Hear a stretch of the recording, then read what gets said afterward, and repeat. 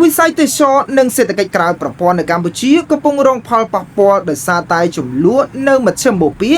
ដែលជាការវាយប្រហារពីសំណាក់សម្ព័ន្ធមិត្តអាមេរិកអ៊ីស្រាអែលទៅលើប្រទេសអ៊ីរ៉ង់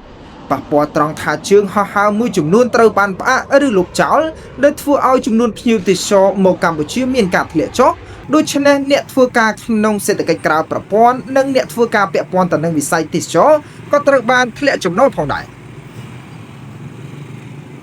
បុគ្គលិកសន្តាគារមួយចំនួនក្នុងខេត្តសៀមរាបបានប្រាប់ប្រជាកាសែតនៅថ្ងៃទី4 ខែមីនាថា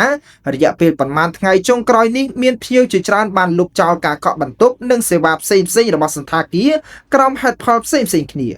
បុគ្គលិកសន្តាគារ Pandora ស៊ូដឺអង្គរកញ្ញាបូលាក់បានអះអាងថាកញ្ញាមិនអាចវិយតម្លៃពីមូលហេតុចម្បងនៃការលុបចោលការកក់បន្ទប់របស់ភ្ញៀវនោះទេប៉ុន្តែកញ្ញាបារម្ភថាប្រសិនបើចំនួននៅមជ្ឈមបូព៌ានៅតែអូសបន្លាយនោះភ្ញៀវទេសចរអាចនឹងបន្តលុបចោលការកក់បន្ទប់ស្នាក់នៅក្នុងខេត្តសៀមរាបបន្ថែមទៀតរីឯប្រធានសមាគមអ្នកបើករមាក់ទេសចរខេត្តសៀមរាបអ្នកស្រីគឹមសុកលៀងបាននិយាយថាចំនួននៅមជ្ឈមបូព៌ាកំពុងបង្កផលប៉ះពាល់ខ្លាំងដល់អ្នកស្រីនិងអ្នកប្រកបរបរបើករមាក់ដឹកភ្ញៀវផ្សេងទៀតស្របពេលដែលរបរនេះរកចំណូលបានតិចតួចស្រាប់ផងបើតាមអ្នកស្រីសុកលៀងបច្ចុប្បន្ននៅខេត្តសៀមរាបមានភ្ញៀវទេសចរក្នុងកម្រិតតិចតួចចំណែកប្រធានសមាគមទីភ្នាក់ងារទេសចរកម្ពុជាអ្នកស្រីឆៃស៊ូលីនបានលើកឡើងថាចំនួនដែលកំពុងផ្ទុះឡើងនៅមជ្ឈមបូព៌ាបានធ្វើឲ្យវិស័យទេសចរកម្ពុជារងផលប៉ះពាល់ដោយសារតែចំនួននោះធ្វើឲ្យមានការលុបចោលជើងហោះហើរមិនតែប៉ុណ្ណោះអ្នកស្រីសង្កត់ធ្ងន់ថា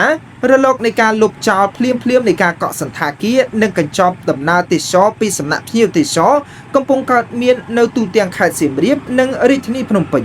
អ្នកស្រីបន្តថាបញ្ហានេះកំពុងគំរាមកំហែងដល់ជីវភាពរស់នៅរបស់អ្នករកចំណូលក្នុងវិស័យទេសចររីឯអ្នកនាំពាក្យរដ្ឋលេខាធិការឋានអាកាសចរស៊ីវិលលោកសិនច័ន្ទសេរីវុធាបានប្រាប់ប្រជាកាសែតឲ្យដឹងថាការឡើងកម្ដៅនៃចំនួនរវាងសម្ព័ន្ធមិត្តអាមេរិកអ៊ីស្រាអែលប្រឆាំងនឹងអ៊ីរ៉ង់បណ្ដាលឲ្យមានការបិទលំហអាកាសបណ្ដោះអាសន្នដូច្នេះលោកថាវាបង្កការរាំងស្ទះដល់អាកាសយានដ្ឋានកណ្ដាលឈូងសមុទ្រធំការរៀបចំផ្លូវហោះហើរឡើងវិញរវាងច្រករបៀងអឺរ៉ុបទៅអាស៊ីនិងការកើនឡើងនៃតម្លៃប្រេងឥន្ធនៈរួមនឹងការធានារ៉ាប់រងហានិភ័យសង្គ្រាមអ្នកនាំពាក្យដដែលបានលើកឡើងថាអ្នកដំណើរប្រមាណជាង 12,000 នាក់ក្នុងមួយសប្តាហ៍ពឹងផ្អែកទៅលើជើងហោះហើរត្រង់មកកម្ពុជាពីប្រទេសនៅមជ្ឈមបូព៌ាដែលមានន័យថាប្រសិនបើចំនួននៅមជ្ឈមបូព៌ានៅតែបន្តលោកថាកម្ពុជានឹងបាត់បង់អ្នកដំណើរតាមផ្លូវអាកាសជិត 52,000 នាក់ក្នុងមួយខែ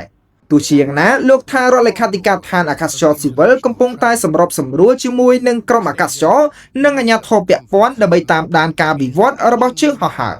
យោងតាមរបាយការណ៍ស្ថិតិទេសចរកម្ពុជាទទួលបានភ្ញៀវទេសចរអន្តរជាតិប្រមាណ 5 លាន 5 សែននាក់នៅក្នុងឆ្នាំ 2025 ចំនួននេះបង្ហាញពីការធ្លាក់ចុះ 16.9% បើធៀបទៅនឹងឆ្នាំ 2024 ដែលបណ្ដាលមកពីភាពតានតឹងនៃជម្លោះព្រំដែនកម្ពុជា-ថៃផងនិងការប្រកួតប្រជែងក្នុងតំបន់លើវិស័យទេសចរណ៍ផង